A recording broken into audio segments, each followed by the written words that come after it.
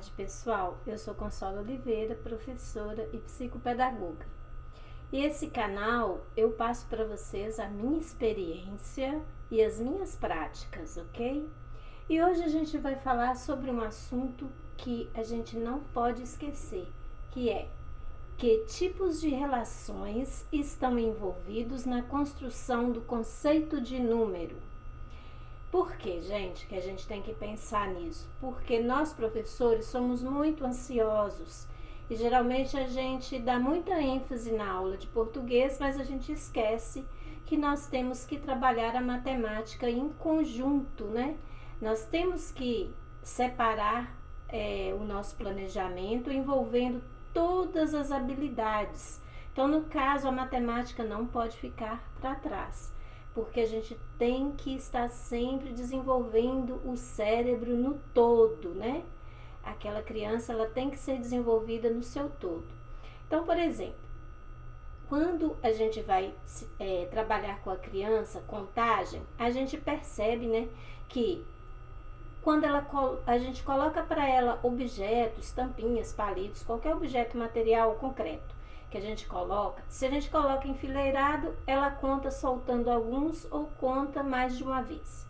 Se a gente coloca espalhado, ela conta indefinidamente e não sabe por onde começar e nem onde parar, também conta mais de uma vez. Por que que isso acontece? Olha bem, ó. Porque ainda ela não percebeu que precisa estabelecer mentalmente uma relação de ordem entre os objetos.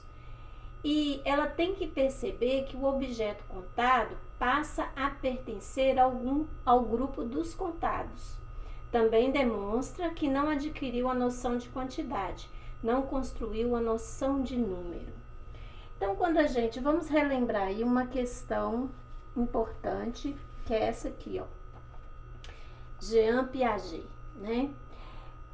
Como que ele passou para a gente a respeito desse assunto, que é o conceito do número? Como que é construído esse conceito? Ele é construído pelo processo que envolve amadurecimento biológico, mas também por experiências vividas e informações que recebe do seu meio. Então, lembrando aí, Jean Piaget, ele classificou o conhecimento em 3 tipos de conhecimento matemático: o físico, o lógico-matemático e o conhecimento social. O físico, ele é caracterizado na forma do objeto, na cor, na textura, no tamanho, e é uma ação sobre o objeto que a criança estabelece, né? Então, é uma ação externa ao indivíduo, é um conhecimento que vem externo. Ele vai observar pela forma, pela cor, pela textura.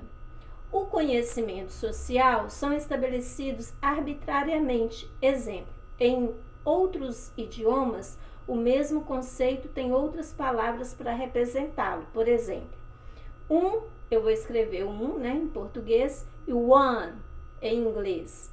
Então, ele é transmitido pelo contato social, né?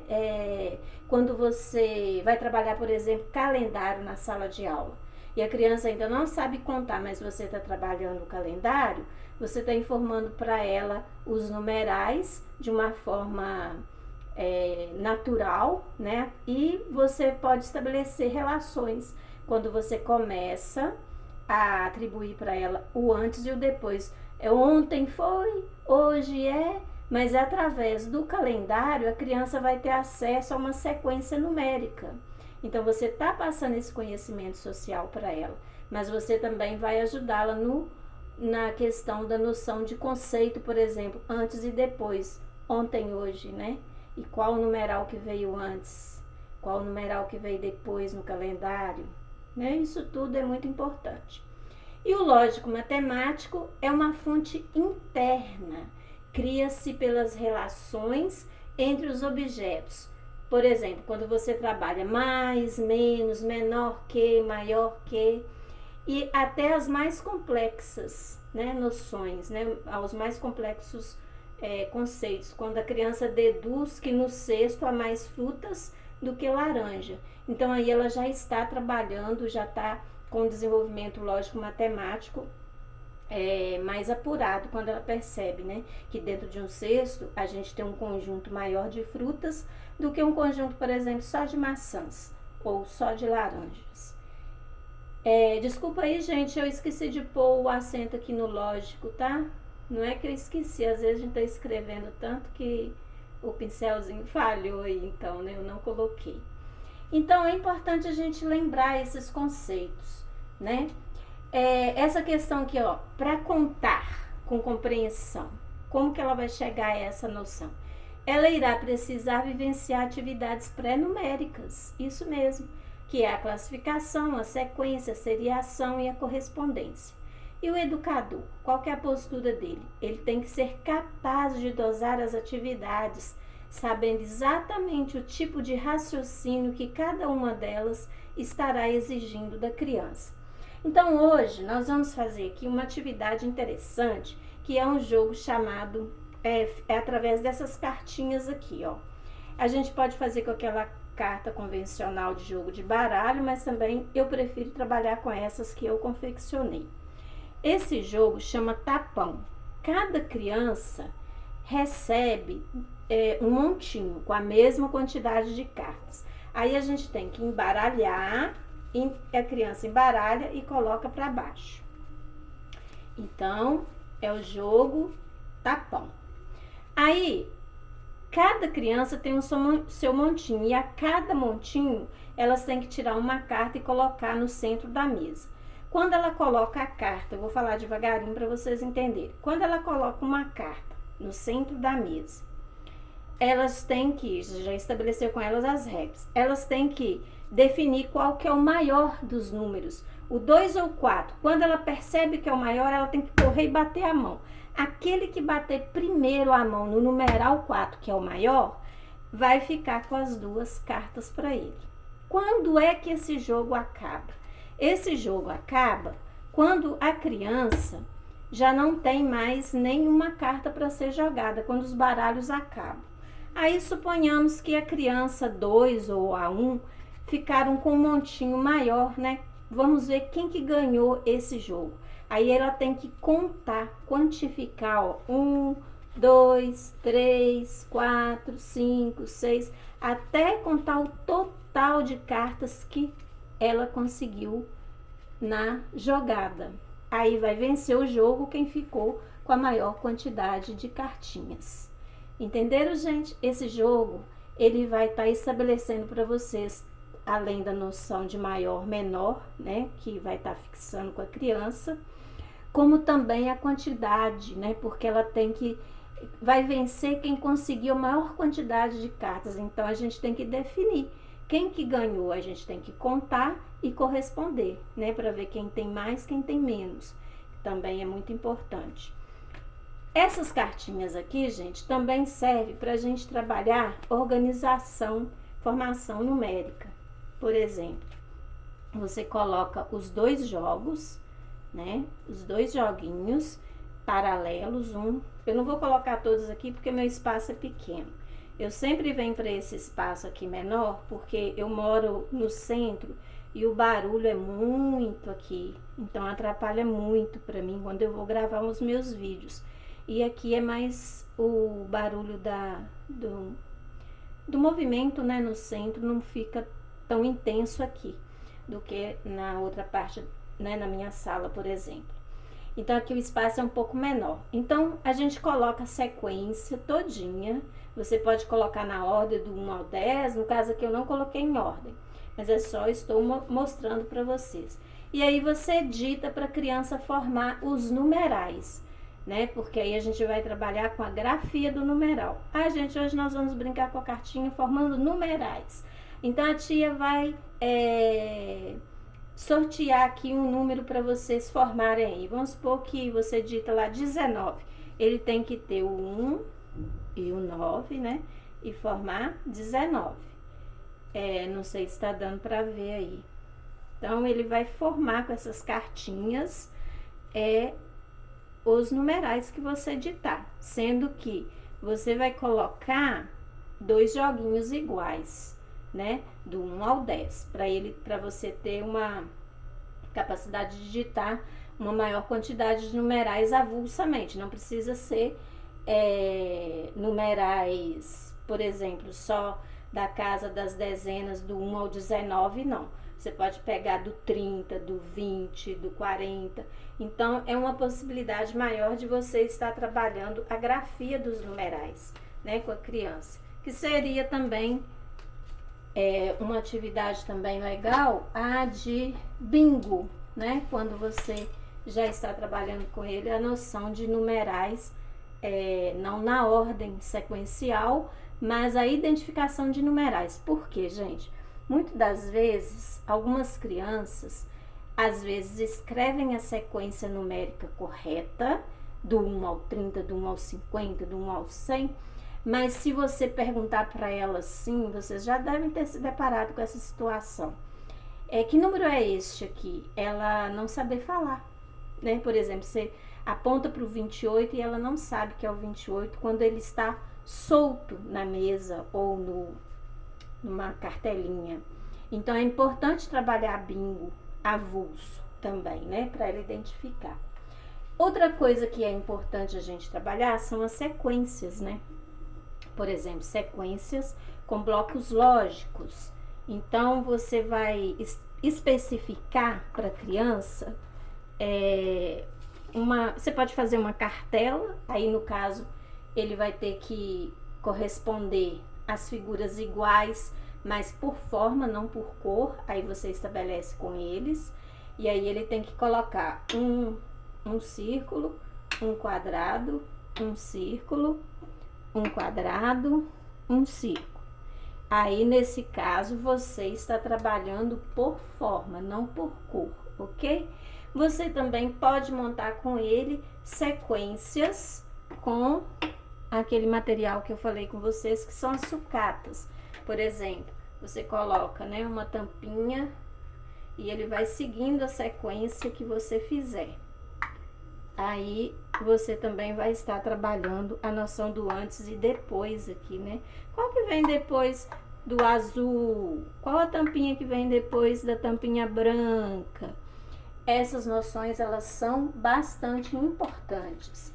Gente, por quê? Vamos supor que você vai trabalhar com pratos coloridos, né? Palitos de picolé, tampinhas. E aí você para serem postos em ordem, né? Você pede para a criança colocar em uma determinada ordem lá.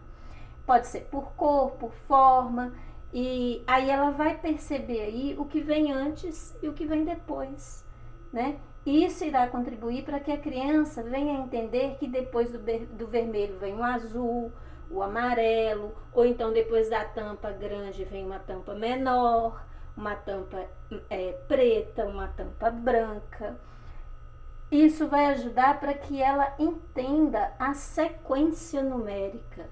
Por que vem o 1 e depois o 2, depois o 3. Aí sim ela vai estar pronta. Isso você pode trabalhar desde o maternal, ok? É uma atividade que você vai diversificar com o material que você tiver disponível. Pode ser palito, tampinha, né? A sucatinha que eu sempre falo aqui, e pode ser também o bloco lógico, os blocos lógicos, né? Gente, outra atividade legal que eu trouxe aqui para vocês de matemática é a atividade que envolve o jogo dos quadrinhos. Quem conhece o jogo dos quadrinhos? Bom, você tem que ter uma folha de registro e uma folha dupla, joga dupla, né? Duas crianças.